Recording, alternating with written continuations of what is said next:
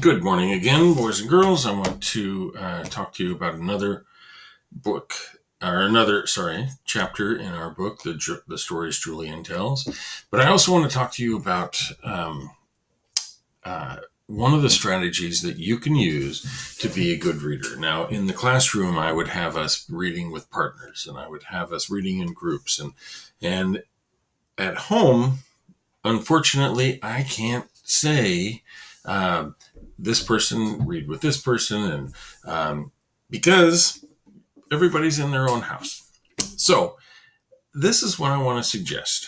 I want to suggest that when you get a book, try to have somebody else read the same book along with you. Now, I know that that's a challenge sometimes, but if you can do that, that's one of the things that good readers do. They read a story, and when they're reading it with somebody else, maybe not right next to them at the same time, but if I'm reading this book and somebody else is reading the book, then I can go to them and say, oh, what about this part when this happened?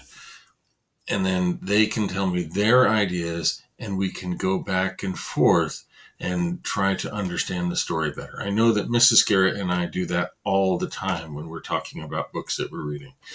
Okay, so let's go. The stories that Julian tells. This is the new one, My Very Strange Teeth. And that's an interesting picture right there.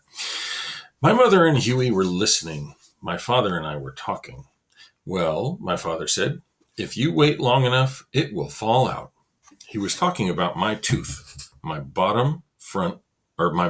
bottom front tooth. How long do I have to wait? I asked, because I had two right bottom front teeth, one firm, little new one pushing in, and one wiggly old one. I can't say, my father said. Maybe a month, maybe 2 months, maybe less. I don't want to wait, I said. I want one tooth there, and I don't want to wait 2 months. All right, said my father. I'll take care of it. He jumped out of his chair and ran out the door to the garage. He was back in a minute, carrying something, a pair of pliers. Your tooth is a little loose already, my father said, so I'll put the pliers in your mouth for a second, twist, and the tooth will come out. You won't feel a thing. Now I'm going to stop here. My dad, when I had loose teeth, he used to come and he would say all kinds of things trying to get me to open my mouth so he could pull on that tooth. I wonder, what do you think? Is Julian going to let his dad put the pliers in his mouth and twist? Now, pliers from the garage, those are not pliers that people normally use in teeth inside your mouth. So maybe Dad's teasing. What do you think? Okay, let's read on.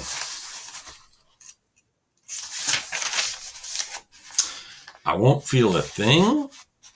I looked at the pliers. Huge, black-handled pliers with a long pointed tip. I thought I would feel a thing. I thought it would hurt. Shall I?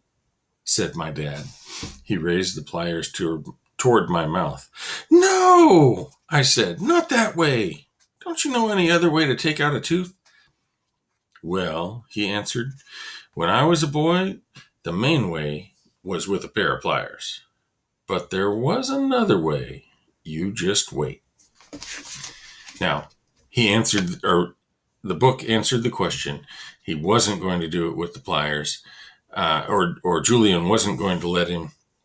We don't know for sure if he's still teasing, because sometimes dads tease longer than you think they would. But now he's got another way. I wonder if his other way is going to be teasing or real. Let's find out. He jumped up again and ran to the closet. When he came back, he had a spool of black thread. Thread didn't look as painful as pliers. "This is a simple way," my father said.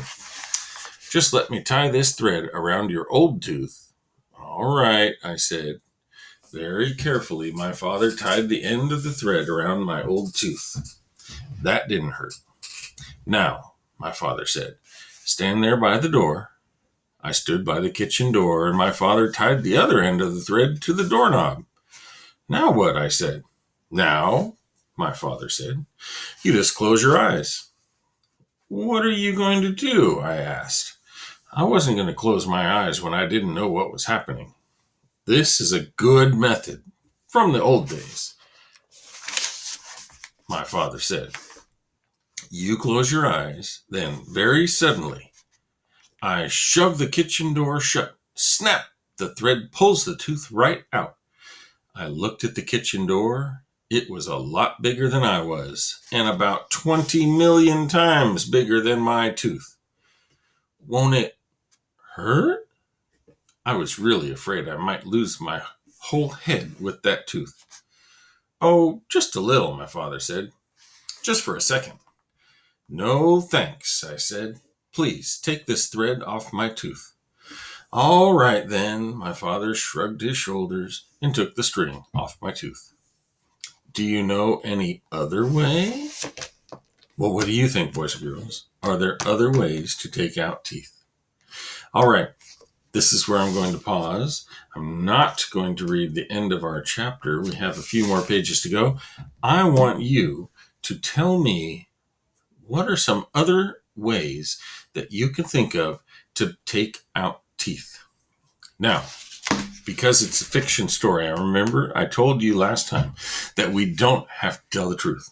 So if you think the best way to take out tooth is with a bridge and a big roll of wire, well, then that's your way. I want you to come up with some ways to take out teeth, and they can be funny, they can be silly, they can be true, and I want to hear what you say. All right? So there you go, boys and girls. He didn't like the pliers. He didn't like the string. Come up with some stories, put them in writing, and send them to Mr. Garrett. All right. Have a great day. Bye-bye.